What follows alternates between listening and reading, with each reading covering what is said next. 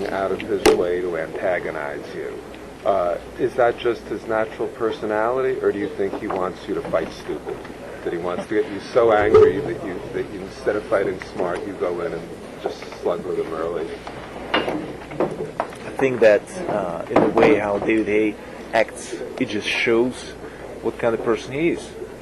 And I've been fighting a long time, and I've been going through a lot of opponents and a lot of different behaviors of my opponents. And however, he was trying to get under my skin, as people say, to get the fight, and representing himself with a captivated body on Men's Health magazine in England. He got the fight. You know, the fight is on. So now he's continuing to do the same thing, even getting worse, to captivate my family member's body, my brother's body, and throwing with bloody on the canvas and making fun of it. I think it's not funny, and I think it has to do nothing with sport, and I think it went over the edge, and I think that David Haye is immature as a person and as a fighter. By the way, action speaks louder than words. It's going to be a lot of trash talk today at the press conference, but I'm telling you, I will do anything and everything, whatever it takes, to knock David Haye out in the 12th. I hope and I wish he will get up, if he will go earlier down and just continue to fight, that my dream will come true. And I'll make sure that David Haye at the press conference after the fight is going to eat his words, which you mentioned before, especially in London, and is going to eat his T-shirt with the words. So then he's going to get what he's asking for. Thank you very much. It's a great translation here. Yes. Good to see you. So, how much did all of the talking contribute to your decision to fight him? As I said, he did get the fight because he was so loud. I never heard about David Haye before, and he was so loud and so provocant that he got the fight. And actually, it wasn't only my decision; it's a decision also of my fans, because I think that's the only fight right now in the past year which is really exciting and interesting for the fans, for the audience.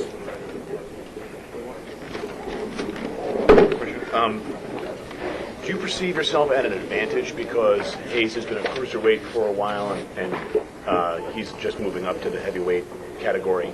Do you perceive that as an advantage for yourself? As long as David Haye my opponent, of course I will have some advantages, and I will take a look at the strong sides of David Haye and also his weak sides, and I'm going to use these weak sides and use my strong sides, and I'm definitely take this fight serious and my opponent serious.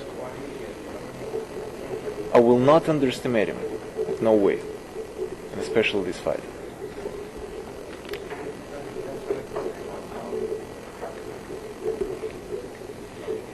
Can you elaborate on some of those strengths and weaknesses? Of him? Yes. He has good, fast hands.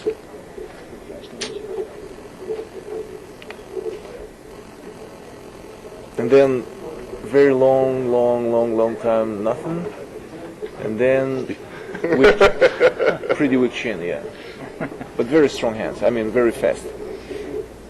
I see you hesitate when I ask you his good points, and you said one thing, and then you went into a silence. A pause. Yeah, the pause, and then you went to another one. Yeah. So so is that all he has? No, I can't tell everything what I think seriously about it, because that's actually the game plan, and that's something on which we're going to work with Mel Stewart in the camp and preparing for this fight. So I can't mention all the weak sides and all the strong sides. Right. Is it dangerous at all to think about his chin and realize that if you land on his chin, he's going down, and not let that overwhelm the rest of the way you want to box? I just hope that I can accomplish my goal to knock him out in the 12th, and I really will enjoy the process of doing it. Have you ever gone into a fight with the intent to knock someone out, with a stated intent to knock someone out? Never. I think it's it's a big mistake. If you're going to the fight and you think about, I'm gonna knock him out, things are happening by themselves in the ring. I'm just sharing with you my dream and my work plan. And usually it works. Well, then let me ask you this. You say you hope he holds up to the 12, but if you hurt him somewhere in between, waiting for him to go, are you going to ease up? And there's a danger that you might ease up because you want to punish him all the way to the 12. I will make sure that I will not get hit. I will make sure that I will knock him out before he's going to touch me. So when I wish, he was making fun of my style and my jabs and my holdings and my whatever he mentioned. I mean, he's going to do it at this press as well. You can see it, and I mean, it's funny to him, but the best man loves who loves at the end. Do you find his talk amusing? Like somebody who's talking like that. Is that amusing to you? I can tell you, it's. I got used to talks in a different ways, and I said before, I had different opponents in my career, and I don't mind the talk. I just don't listen to it because it's trash, and I just the way how the man represents himself, and he's going to do it today with his T-shirt, and how he's with a winning smile or whatever it is there, a posture of him holding two hats in his hands, which as I said, nothing to do with will to win the fight or I'm gonna knock you out. And this is normal. It's sport. It's competitive, and I respect the opinion of my opponent. If he wants to win, that's great. But he started to act just in an ugly, not acceptable way. I mean the way how he decapitated and what he did with my family member's body, and I think it's not funny. I think it's not acceptable, not funny. And I asked him actually before, so what's going to happen next? You're gonna cut head of my father, and represent yourself with that? Or his coach, who is really supportive with him, I said, you better, cut the head off Emmanuel Stewart and represent, coach can represent himself with a T-shirt of Emmanuel Stewart. It's probably gonna good for the promotion.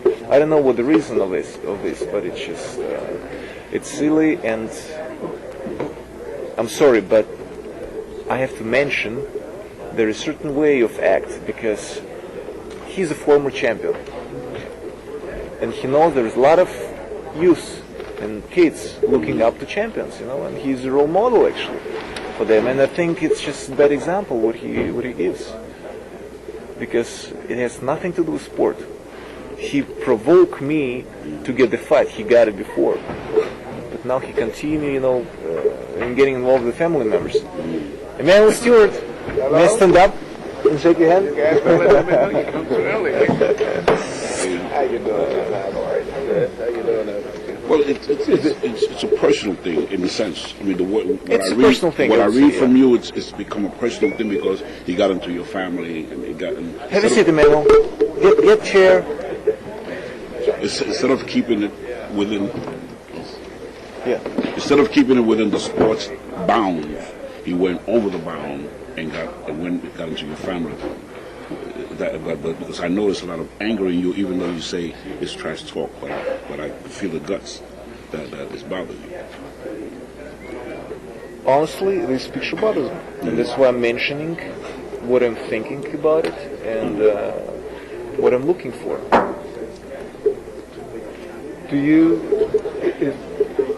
Is it accurate to say that you dislike him, and when the fight is over, do you think that will go away, or will you still dislike him? Listen, this is something, I see it as immature acting. He's younger than I.